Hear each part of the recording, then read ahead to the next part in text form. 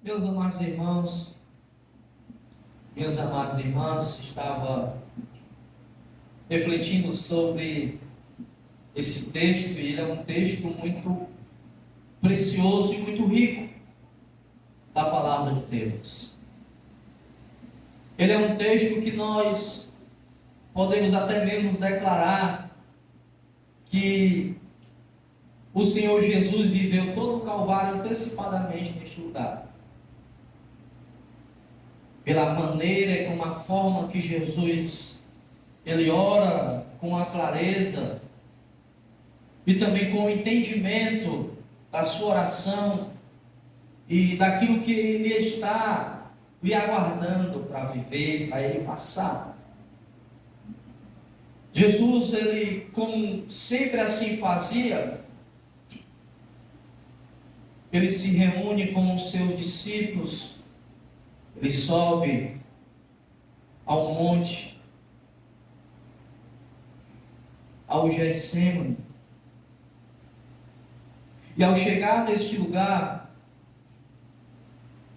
ele deixa os seus discípulos, chama 3, que sempre estava mais próximo dele, e assim ele depois deixa os 3 discípulos e vai orar sozinho. O texto ele é bem claro em relação a isso. Então foram a um lugar chamado Getsemane. Também é visto como o lugar da prensa, o lugar do azeite. E Jesus, ao chegar neste lugar, Jesus diz aos seus discípulos: sentem-se aqui, enquanto eu vou orar.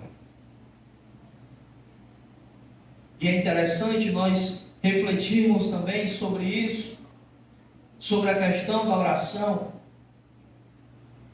Mas o texto ele continua falando, e levando consigo Pedro, Tiago e João, começou a sentir-se tomado de pavor e de angústia.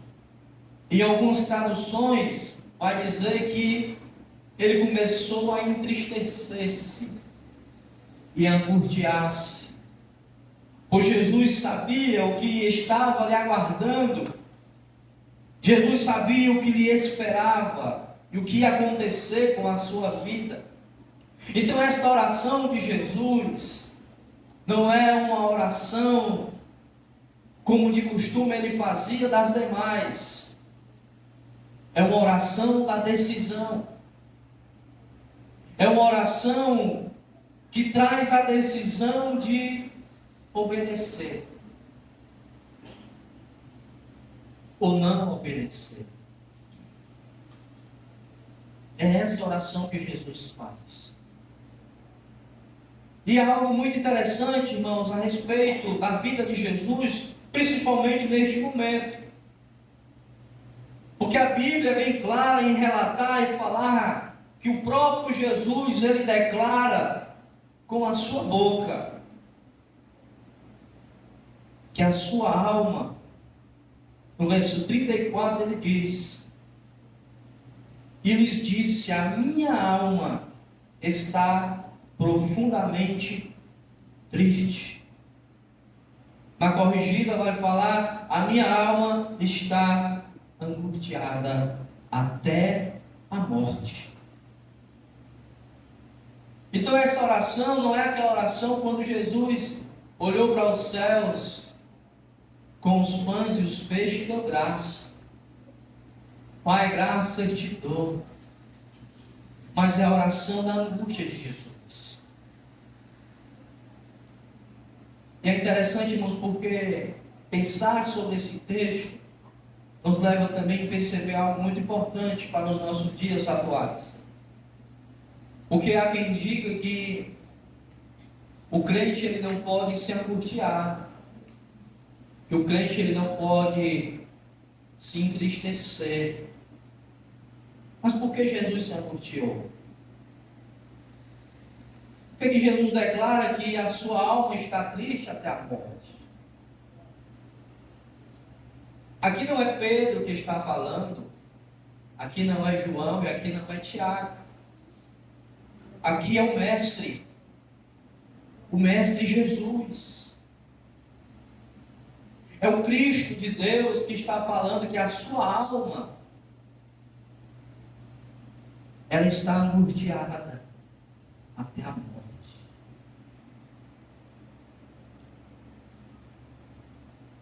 Ao percebermos isso, irmãos, a gente passa a compreender que, embora nós tenhamos um Espírito, que o Espírito do Senhor está em nós também temos uma natureza humana. Aqui não há nenhum fantasma que tenha só o seu Espírito aqui presente.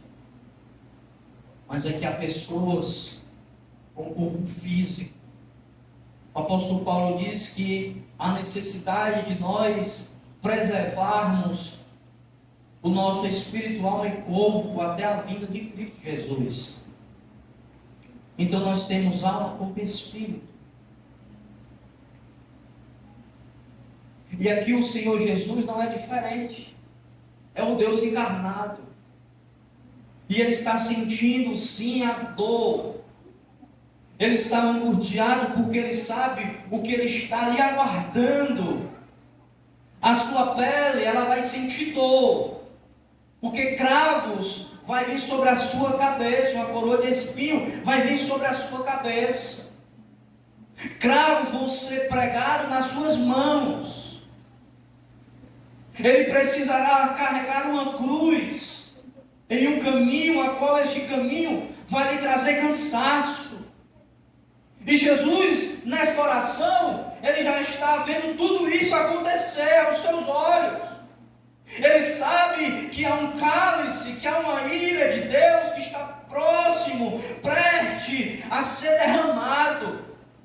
E esta ira de Deus vai ser derramada sobre a vida dele.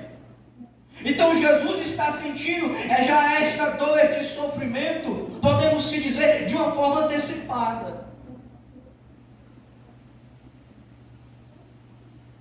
É por isso que o profeta Isaías diz que ele era um homem de dores.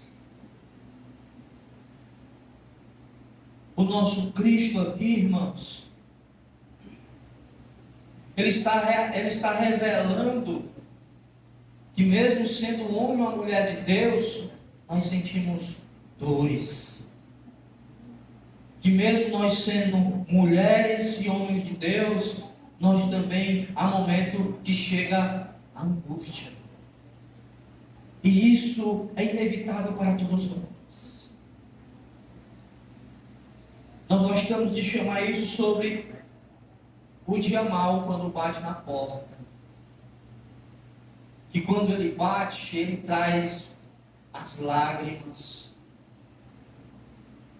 Ele traz o sofrimento muitas das vezes. E o Senhor Jesus está nos mostrando isso.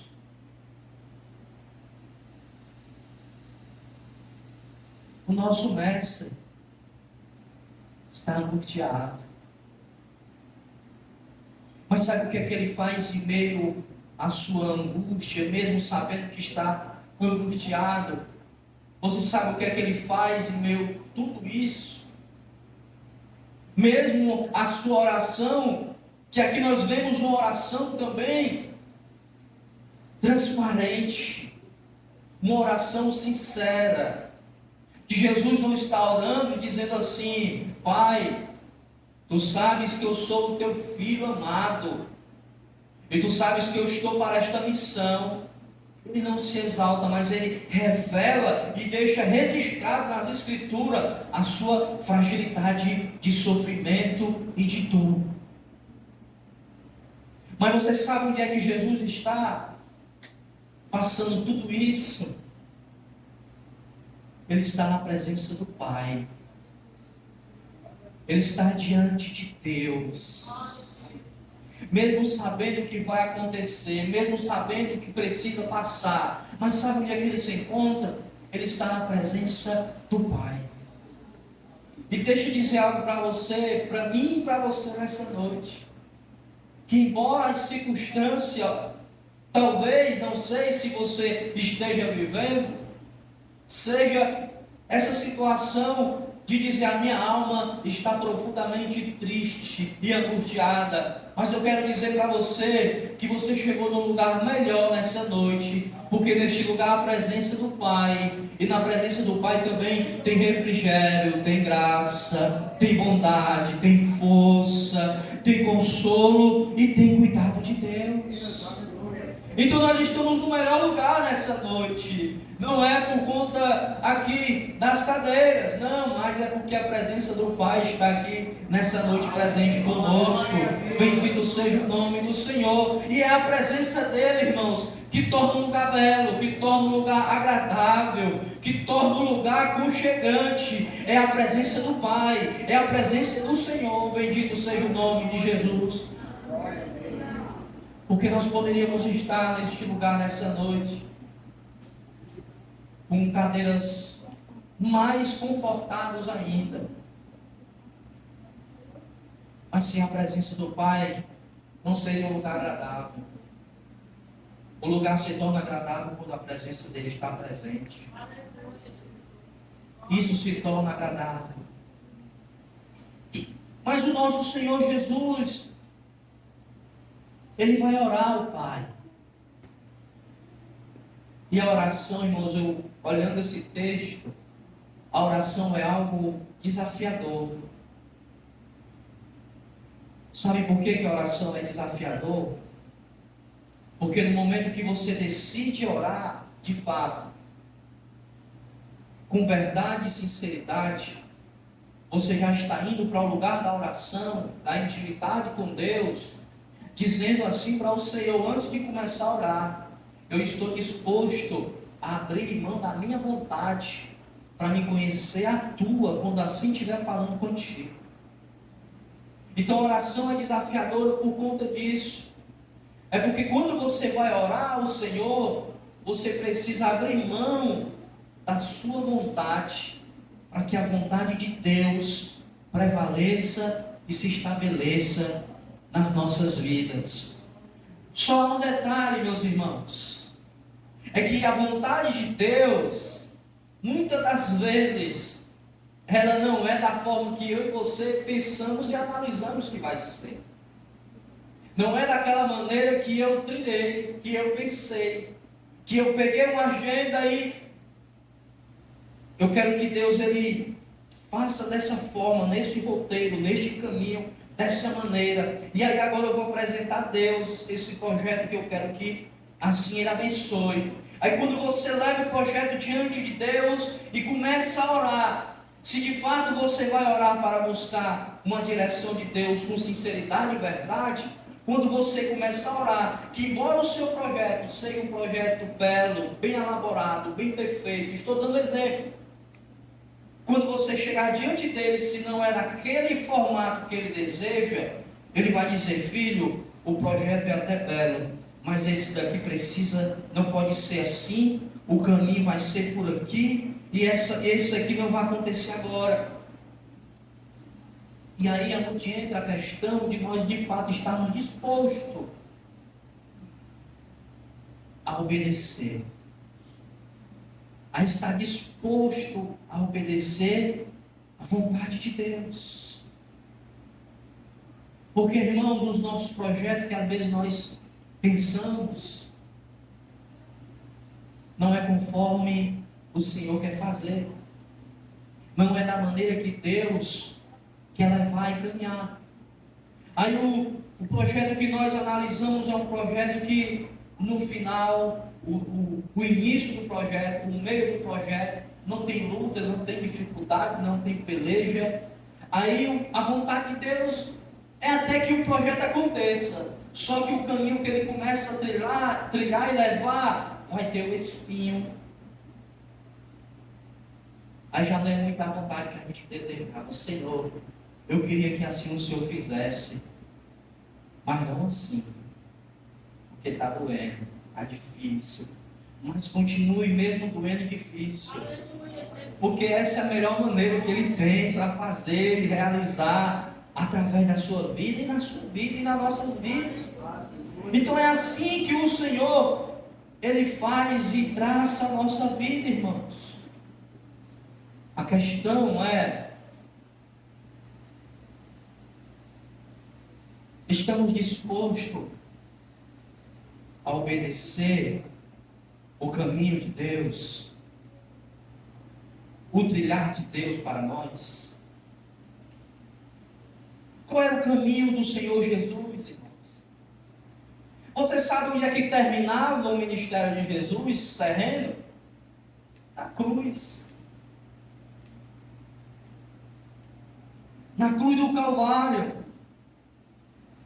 A morte de Jesus. A ressurreição já é o triunfo. Já é a vitória. E Paulo diz: onde está a morte, a tua vitória. Porque o Senhor venceu a vitória, venceu o inferno, Ele venceu todas as coisas. Mas você sabe qual foi o caminho que Jesus percorreu para concluir o seu ministério e a vontade de Deus? E nesse texto a gente consegue perceber, irmãos, o Cristo de Deus se submetendo à obediência ao Senhor. A obediência da morte. Há uma pergunta bem simples que coa no meu coração para mim e também para a igreja do Senhor. Até que ponto estamos dispostos a obedecer a Jesus? Se eu perguntar aqui nessa noite, quem quer ir para o céu? Todo mundo, todos nós queremos ir. Quem quer ser abençoado? Todos nós queremos ser abençoados. Quem quer ser cheio do Espírito de Deus? Todos nós queremos ser cheios do Espírito do Senhor. Quantos querem ser usados por Deus? Todos nós queremos ser usados por Deus. A grande pergunta é: a que ponto estamos dispostos? De que ponto estamos dispostos a obedecer para que tudo isso seja uma realidade em nossa vida? O que estamos dispostos a fazer para que isso aconteça? O Senhor Jesus, irmãos, Ele deixa bem claro nesse texto. Ele está orando ao Pai. Está orando com a sua alma triste, porque é um calvário a enfrentar. Ele conhece a vontade de Deus para a sua vida. E ele sabe que essa vontade que ele vai enfrentar e vai viver agora, ela vai açoitar o seu corpo. Ela lhe trará desprezo. Ela lhe trará prisão. E ela lhe trará morte. E ela lhe trará morte. O homem e a mulher de Deus que está disposto a obedecer ao Senhor, ele precisa compreender essas verdades, irmãos.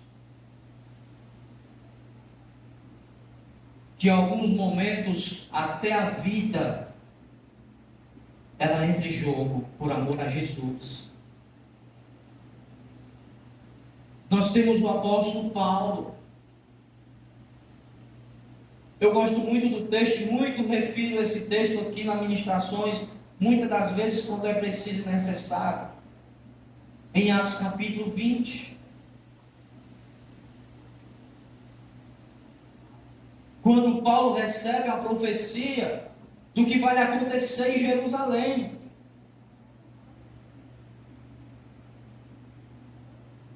E a profecia que Paulo recebe é a seguinte: o dono desse cinto, ele será preso, ele será açoitado lá em Jerusalém. Mas sabe qual é a palavra do apóstolo Paulo? Porque ele está disposto a obedecer à voz do Mestre, a obedecer à direção do Senhor, a obedecer à vontade de Deus. Você sabe o que é que o apóstolo Paulo diz? Porque os irmãos começam a se entristecer, sabendo que Paulo vai ser preso, sabendo que Paulo vai sofrer. Mas você sabe o que é que Paulo diz quando ele vê os irmãos chorando? Vocês não sabem. Eu não estou disposto somente a ser preso, mas eu também estou disposto até a morrer por Cristo Jesus. Porque Paulo tem esse entendimento, irmãos. E eu e você precisamos chegar nessa maturidade, dessa compreensão, de conhecermos de fato a vontade de Deus para a nossa vida, a vontade do Senhor, e compreender que nessa vontade de Deus nós precisamos estar disposto a obedecer a direção e o rumo que o Senhor Ele deseja traçar a minha e a sua história. Nós precisamos chegar nessa maturidade, compreendermos isso. E não tem ninguém melhor que nos ensine de uma forma com excelência de que o próprio Jesus nesse texto.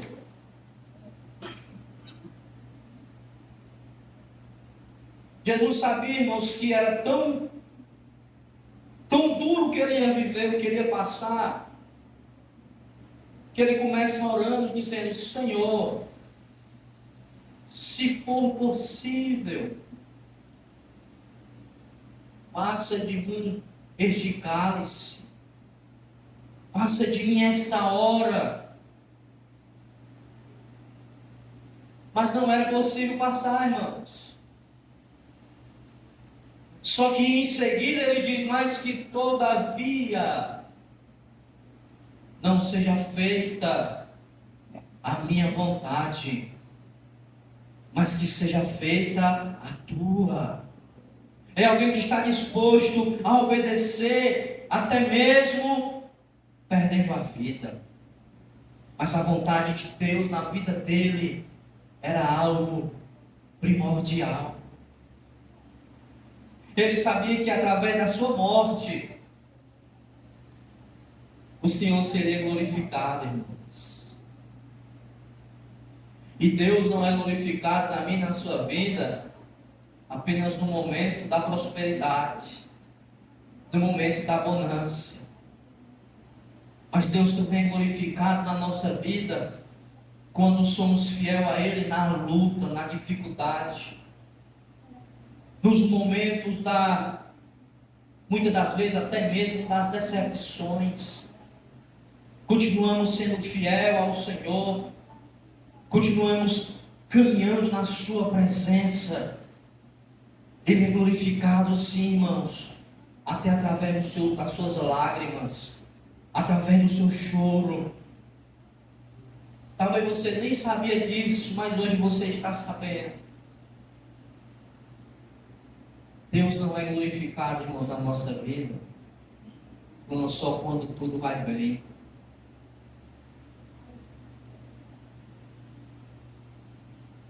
Não. Deus, Ele precisa ser glorificado na nossa vida em todo o tempo. E o tempo todo. Independentemente das circunstâncias que estejamos vivendo. Ele precisa ser exaltado, Ele precisa ser adorado, Ele precisa ser glorificado. Bendito seja o nome do Senhor. E Ele é glorificado e exaltado neste momento, pela vida do seu Filho. Jesus, irmãos, Ele não faz só uma oração. O texto diz que Ele faz essa oração mais de uma vez, pedindo ao Pai, porque Ele sabia, irmãos, o que Ele ia passar, o que Ele ia enfrentar. Mas Ele diz: todavia, não seja feita a minha vontade, mas que seja feito a tua vontade.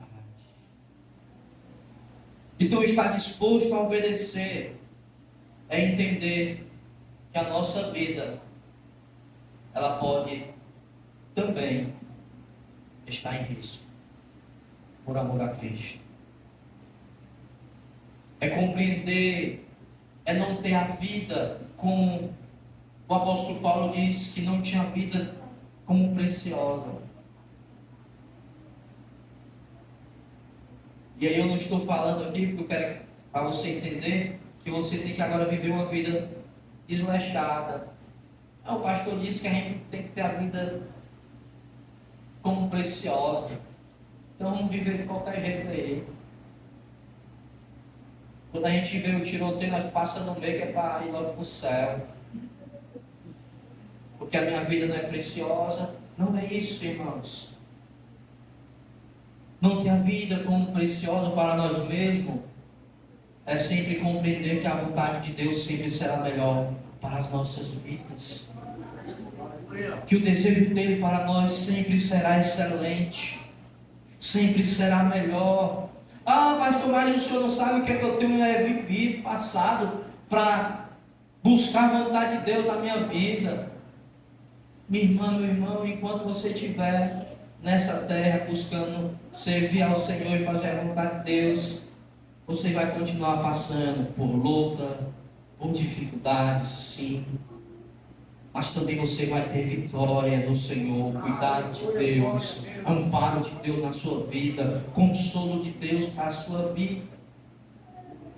Porque nós não podemos chegar a dois extremos. O extremo de vivermos uma vida constantemente de sofrimento. A vida miserável do sofrimento, da mutilação. E também não pode ir para o outro extremo achar, como muitos ensinam e pregam, que se você estiver passando pela luta é por conta do pecado, porque o crente tem que viver de vitória em vitória. Não, irmãos.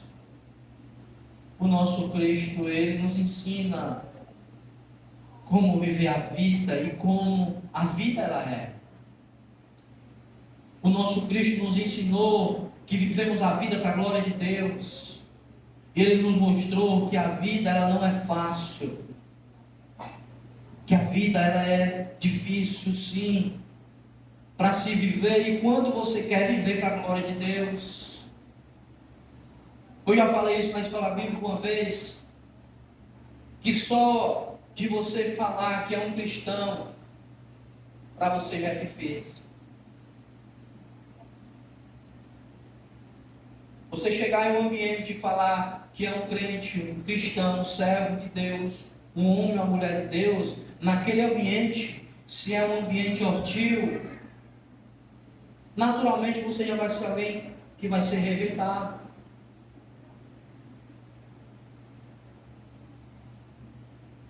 Naturalmente. Você sabe por quê? Porque naquele lugar as pessoas que estão presas ao pecado, elas estão em trevas. Os pensamentos delas jamais será semelhante ao seu. De honrar a Deus, de servir a Deus, de viver para a glória de Deus. Então só de você falar, eu sou um cristão. O que é que as pessoas muitas das vezes falam? Não, o irmão está aí. Não, a irmã está aí.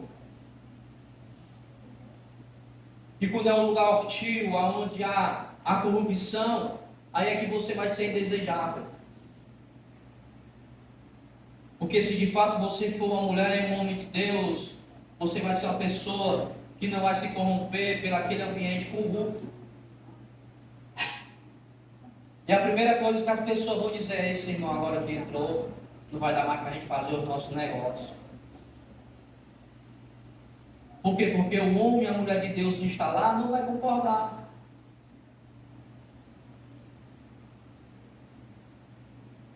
Então só de nós sermos, irmãos, um homem e uma mulher de Deus que busca servir ao Senhor neste mundo, já é difícil. Mas o que é precioso Porque o Cristo de Deus está conosco. Nós não estamos só, irmãos. O mundo pode ser hostil, o mundo pode perseguir, o mundo pode tentar sufocar, o mundo pode tentar defamar, mas entenda uma coisa: há um Cristo de Deus que preserva a nossa vida, há um Cristo de Deus que cuida de nós, há um Cristo de Deus que cuida do nosso caráter, e Ele está presente comigo e com você todos os dias. Todos os dias Ele está cuidando de mim e de você. No dia que eu e você deixarmos de ser cuidado por Ele, nós estamos perdidos. Mas enquanto nós formos cuidados pelo Senhor, isso não quer dizer que eu e você, irmãos, não vai haver as adversidades, porque ela vem. Não vai deixar de vir a tempestade, porque ela vem. Os discípulos andaram com Jesus e estavam com Jesus no barco, mas a tempestade não deixou de vir, ela veio. Só que quando ela veio, o Cristo de Deus estava presente. E Ele presente, Ele disse: acalma o mar, acalma-te vento, porque Ele estava lá. Então, se a tempestade chegar, o vento soprar, descansa, porque é o Cristo de Deus que está presente e que está cuidando da minha e da sua vida. Louvado seja o nome do Senhor. Então, se lá no trabalho, no colégio, no curso, você tem enfrentado essa questão de muitas vezes ser rejeitado, ou muitas vezes caluniado, defamado, por ser um cristão, sossega seu coração em Cristo. Se você tem sido apontado porque você não quer fazer parte daquele desvio na empresa, sossegue seu coração, porque há um Cristo de Deus que está preservando a sua vida, o seu caráter. Então nós precisamos glorificar a Deus, que Ele não cuida, irmão, somente da nossa vida física, mas Ele cuida de nós, aliás, da nossa vida espiritual, mas Ele cuida de nós em todos os aspectos. E às vezes nós nem percebemos, mas Ele está cuidando de nós, cuidando da minha e da sua vida. Pastor, mas é porque eu não vejo assim, lá no trabalho, uma mulher de Deus, homem de Deus se levantando, falando em línguas, vindo até a mim, e me entregando a profecia para dizer que Deus está comigo no trabalho. Não, você não precisa disso não. Você precisa apenas confiar no Deus que você serve. Você precisa apenas descansar nele. Você precisa apenas depositar a sua vida, a sua confiança, a sua fé neste Deus. E você não vai precisar de ter um profeta e uma profeta para se levantar para lhe entregar alguma coisa, não. Se Deus quiser levantar para entregar, Ele levanta. Mas isso, irmãos, não é uma regra. Hoje mesmo Ele cuidou de você no seu trabalho. E não precisou ninguém se levantar para dizer que Deus estava com você. Sabe por quê? Porque em meio às suas atividades você percebeu que a presença do Senhor estava com você. Nós precisamos compreendermos essas verdades para a nossa vida. E você sabe como é que nós conseguimos perceber que o Senhor está cuidando da nossa vida e que está conosco? É quando nós decidimos de fato obedecer à voz de Deus na nossa vida. É quando de fato o Senhor está falando conosco, quando nós buscamos Ele em oração, quando nós lemos a palavra do Senhor, quando nós tiramos tempo para estar com Deus, Ele vai falar conosco. Só que é como eu lhe falei, não idealize da forma que você quer que Deus fale com você, porque nem todas as vezes vai ser dessa maneira. Apenas tenha um desejo de ouvir a sua voz. Apenas aprecie quando Ele estiver falando com você. Porque nós sabemos, irmãos, quando Deus de fato está ministrando a nossa vida. Nós sabemos quando Deus está ministrando os nossos corações. Sabe por quê? Porque o nosso coração arde. Porque nós compreendemos a voz do Mestre. porque sabemos que Ele está nos dando direção para a nossa vida. Mas a grande pergunta é: estamos dispostos a obedecer a voz do Mestre? Se eu e você hoje, é provável que nós que estamos aqui já recebemos muitos não de Deus, quando estávamos orando, ou algumas vezes que já oramos, ou já pedimos algo ao Senhor, o Senhor já disse não, o Senhor já ficou em silêncio, o Senhor já mandou esperar. É possível. Agora reflita comigo. Pense comigo agora sobre as palavras de Jesus com o Senhor. Quando Ele diz para o Pai: se possível for.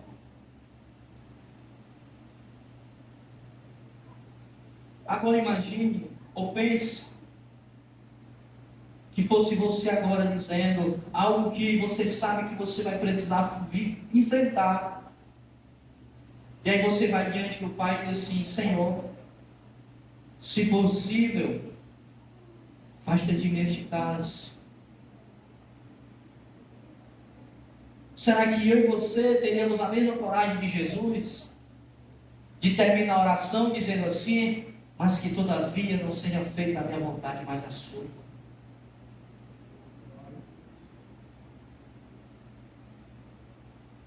Nós não éramos aquela oração que nós muitas das vezes fazemos automaticamente.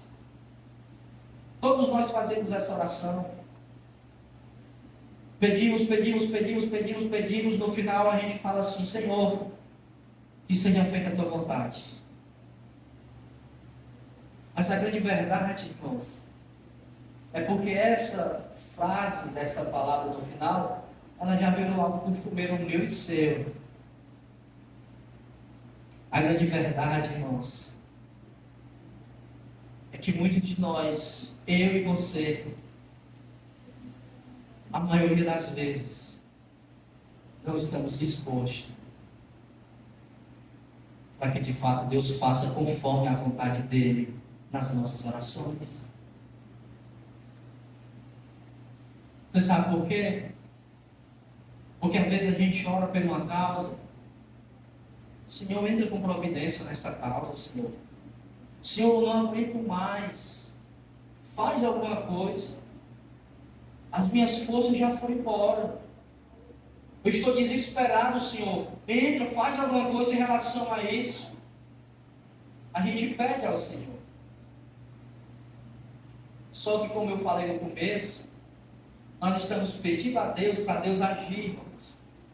Ao mesmo tempo que eu e você estamos pedindo a Deus para agir, nós também já estamos idealizando na cabeça como é para Ele agir. O Senhor entra nesta causa. Deus faz assim, vai por aqui. É desse jeito, Senhor. Só que aí Deus faz diferente. Aí a forma que Deus ele age é diferente da minha e da sua. Aí quando ele começa a agir, ele está agindo na causa que nós pedimos para ele agir, porque não estamos mais aguentando. E aí ele começa a agir, só que do jeito dele. Aí nós começamos, no decorrer desse processo, do agir de Deus, temos perdas. Deus nos confronta. Deus nos leva por outro caminho. Aí nós botamos depois a mão na cabeça, Deus agindo, irmãos. Aí nós botamos a mão na cabeça e assim: Senhor, por que aquilo está acontecendo? É o agir de Deus, pelo que você estava pedindo, só que não é da sua forma que você planejou. E o que eu quero dizer com isso? É que no final das contas, nós pedimos para Ele fazer a vontade, mas quando a vontade dEle vem, nós não queremos aceitar. Nós não queremos concordar. Porque nunca será, irmãos, da forma que eu e você queremos, pelo caminho que desejamos. Sempre será pelo caminho de Deus. sempre será pela vontade de Deus, da maneira de Deus. Só tem um detalhe diante disso, da minha vontade e da vontade de Deus. É porque se Deus fizesse a minha vontade, provavelmente muita coisa daria errado. Mas quando Ele faz a vontade dEle, é doloroso, mas no final dá certo. Então é melhor nós buscarmos a vontade de Deus. Estarmos dispostos a obedecer. Estamos dispostos a obedecer, meus irmãos. Eu glorifico esse texto ao Senhor, porque Ele nos ensina isso com muita clareza. Que quando estamos dispostos a obedecer à vontade de Deus, os propósitos dele na nossa vida acontecerá para a glória do seu nome. Sempre estaremos debaixo da direção e da bênção de Deus na nossa vida. Irmão, você sabe qual é a pior coisa que tem para o cristão? É ele estar em um lugar que Deus não quer que ele esteja. É a pior coisa que tem, irmãos. Você está em um lugar que Deus não quer que você esteja lá. Se Deus não quer que você esteja lá, é porque Ele sabe que não vai ser bom para mim nem para você. Os irmãos concordam? Sim ou não? Sim. O grande problema nosso é que nós procuramos mais os lugares que Deus não quer que nós estejamos do que o lugar que Ele quer que nós estejamos.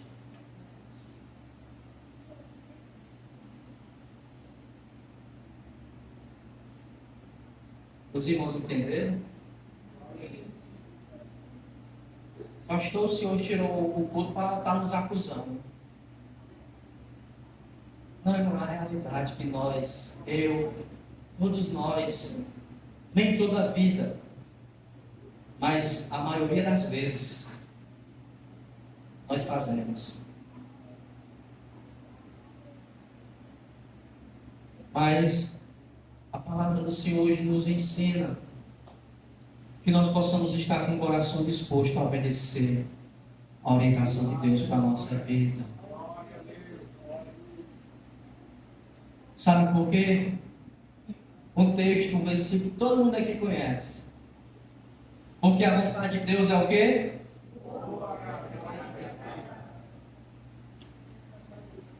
Amém? Amém. Todo mundo conhece. Então é bom nós buscarmos conhecer a vontade de Deus para a nossa vida. Tenha só essa realidade, irmãos. É que ela sempre será diferente da nossa. O projeto mais perfeito que você tem realizado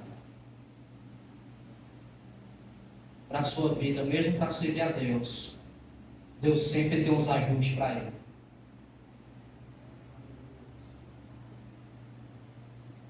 Agora, nenhum projeto de Deus para a nossa vida, que Ele tenha planejado, realizado para mim e você viver, em momento algum eu e você conseguiremos ajustar. Sabe por quê? Porque o projeto dele, ele é o quê? É bom, perfeito e agradável. É bom, perfeito e agradável. Você sabe o que é que ele fala em Isaías? Os meus pensamentos são o quê? Os irmãos, o Wagner aqui está dizendo até o capítulo versículo. Os pensamentos do Senhor, irmãos, Ele vai estar sempre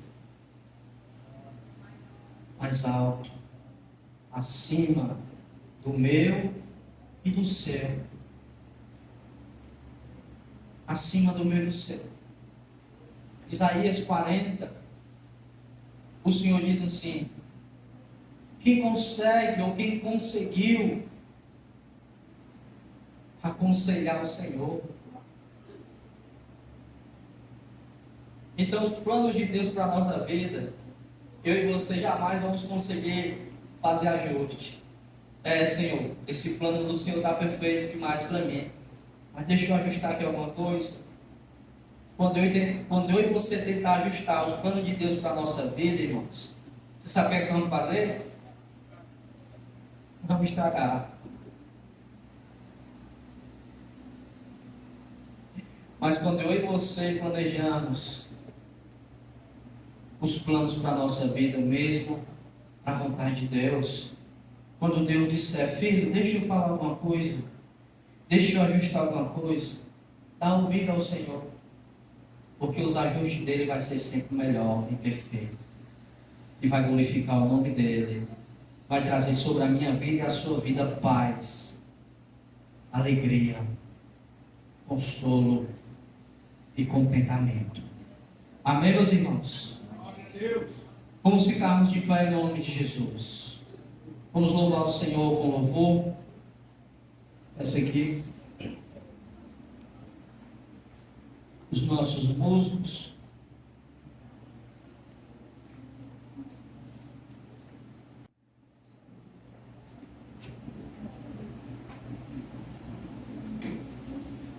Quantos entenderam a palavra do Senhor? Amém, meus irmãos? Foi clara a palavra de Deus para as nossas vidas. Que nós possamos decidir a obedecer, irmãos. Possamos estar dispostos a obedecer a vontade de Deus para a nossa vida, o querer de Deus para a nossa história, porque sempre será bom, perfeito e agradável, e nos trará uma vida com contentamento, com paz e com a graça de Deus. Pastor, mas está doendo. Eu sei, mas Ele tem cuidado de você. Aleluia. E Ele vai continuar cuidando de nós. Pastor, está difícil. Mas Ele não te desamparou nem um dia. Ele continua te dando amparo. Ele continua cuidando de você. Aleluia. Você ainda continua de pé. As suas forças têm aumentado porque Ele continua cuidando da sua vida. Então esteja disposto a obedecer a voz de Deus para a sua vida. Aleluia.